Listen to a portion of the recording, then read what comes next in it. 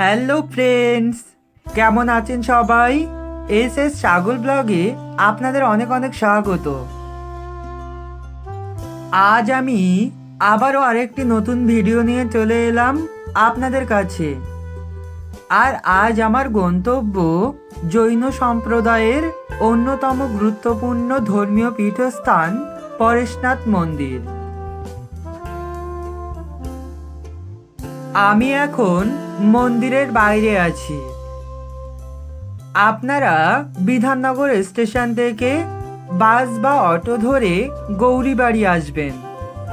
গৌরীবাড়ি থেকে বদ্রীদাস মন্দির স্ট্রিট ধরে একটু সামনে এগিয়ে এলেই আপনারা চলে আসতে পারবেন পরেশনাথ মন্দিরে।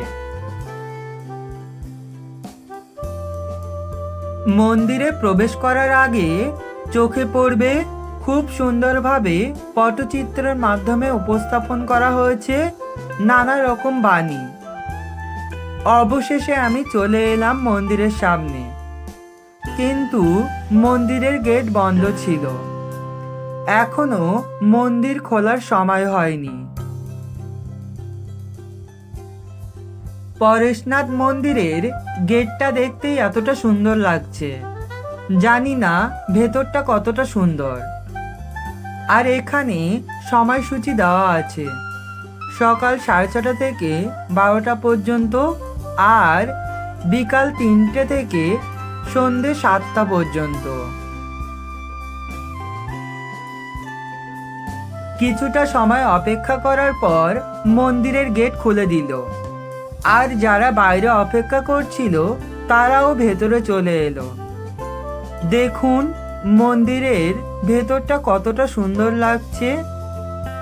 আমি ভেতরে প্রবেশ করে যেন আমার মনে হচ্ছিল আমি অন্য জগতে চলে এসেছি। এতটাই পরিষ্কার আর এতটাই সুন্দর যে চোখটা যেন ধাঁধিয়ে যায়। অসম্ভব সুন্দর লাগছিল। পরেশনাথ মন্দিরের আকর্ষণের অন্যতম কারণ হলো এই মন্দিরের বয়স। 1867 খ্রিস্টাব্দে রায় বদ্রীদাস বাহাদুর মুকিব নামক এক প্রভাবশালী জৈন ব্যক্তি এই মন্দিরটির স্থাপনা করেন, আর এই মন্দিরের প্রতিষ্ঠার দায়িত্বে ছিলেন শ্রী কল্যাণ সুরেশ্বর জি মহারাজ।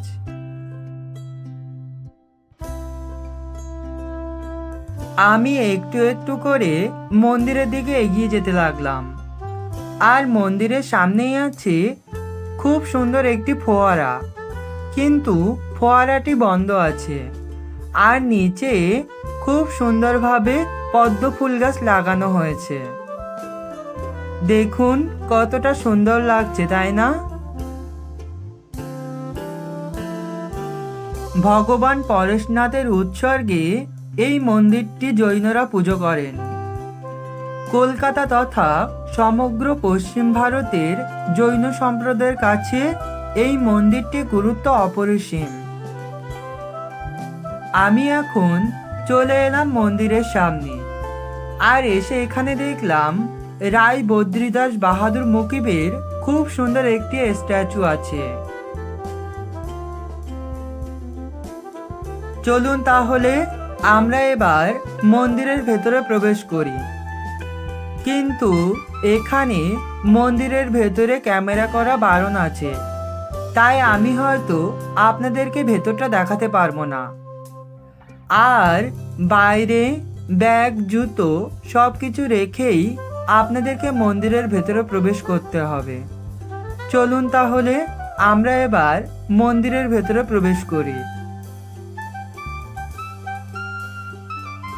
আমি মন্দির থেকে বাইরে বেরিয়ে এলাম,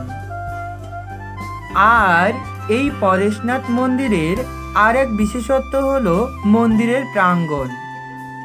ভিতরের অসামান্য কারুকাজ এবং শতবর্ষ প্রাচীন স্থাপত্য শিল্পের নিদর্শন, যা ভক্তদের কাছে আজও বিস্ময়ের কারণ। আর এই মন্দিরের গায়ে রয়েছে সূক্ষ্ম সূক্ষ্ম কারুকাজের নিদর্শন, আর বিভিন্ন রকম আয়না খচিত স্তম্ভ, যা দেখতে অসামান্য লাগে। খুব সুন্দর সুন্দর কারুকাজ করা ভেতরটা। প্রতি বছর ভাদ্র মাসে জৈনরা অহিংসা পালন করেন এবং এই সময়ে পরেশনাথ মন্দিরে পুজো দেওয়া খুবই গুরুত্বপূর্ণ বলে মনে করে জৈনরা। আর এই মন্দিরের সামনে আছে খুব সুন্দর একটি পুকুর, যে পুকুরে খেলে বেড়াচ্ছে হরেক রকমের মাছ। তাদেরকে দেখতেও খুব সুন্দর লাগছিল। আপনারাও চাইলে এমন একটি পরিবেশে ঘুরে যেতে পারেন, আপনাদের নিশ্চয়ই খুবই ভালো লাগবে। অবশেষে বাড়ি ফেরার পালা। ঠিক আছে বন্ধুরা, সবাই ভালো থাকবেন, সুস্থ থাকবেন, আর দেখা হবে পরবর্তী আরেকটি ব্লগে। আর আমার ভিডিওটি যদি আপনাদের ভালো লেগে থাকে, একটি লাইক, কমেন্ট আর শেয়ার করতে একদম ভুলবেন না। Thank you.